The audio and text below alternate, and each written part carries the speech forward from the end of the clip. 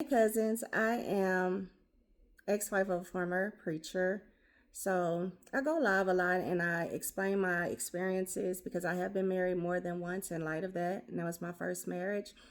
So I'm going to do better putting this into video. So we're going to delve a little bit more into the domestic violence, and I endured a lot in that short amount of time being married to him.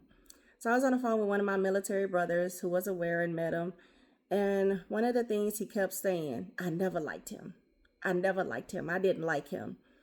My friends and family, every single solitary person, to be honest, did not like him. And for whatever reason, I was hellbound, bent, knees deep in love. But I disclosed a little bit more of the abuse I suffered, to include golden showers, what R. Kelly was doing. He did a lot of that to me, y'all. If I didn't fix his plate wrong, he literally would throw me in a corner and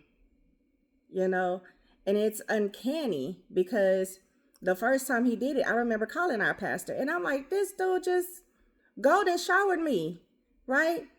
And they all brushed it off.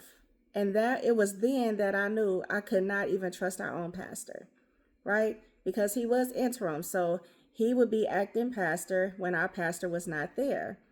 And the first time I called him and disclosed to him what I was already suffering at the hands of him, he brushed off. But then again, he was already telling him, you're a man of God. You could do what you want. So I should have known better, right?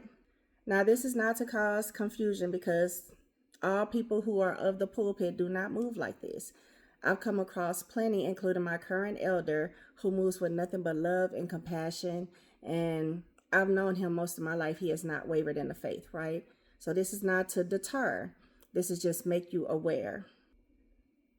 But please, women, young ladies, all women, listen to your family members. A lot of them are not telling you they don't like that person because they're jealous. A lot of them are not telling you that they don't like this person because they want you to be single. Your friends and family genuinely do care about you. And the greatest test that you could do is if you have a father figure or a brother in your life you trust that you can confide in when you're dating. Have them meet them.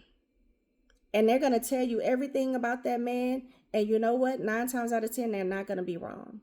These are one of the things that I ended up learning the hard way. And if I could go back to those moments where my family, my friends, even my dad was like, I don't know. I promise I would do better listening because I did. I put myself through a lot of unnecessary pain. So I want to make sure that any woman watching this video, don't do what I did. Every video I'll make is going to make sure that you don't do what I did. Okay? Take this as a life lesson. You don't need to put your hand on the stove to know that it's hot. I'm telling you, baby girl, if you put your hand on that stove, it's hot.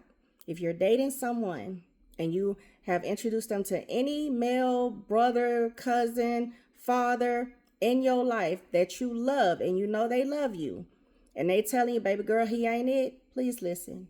He's probably not.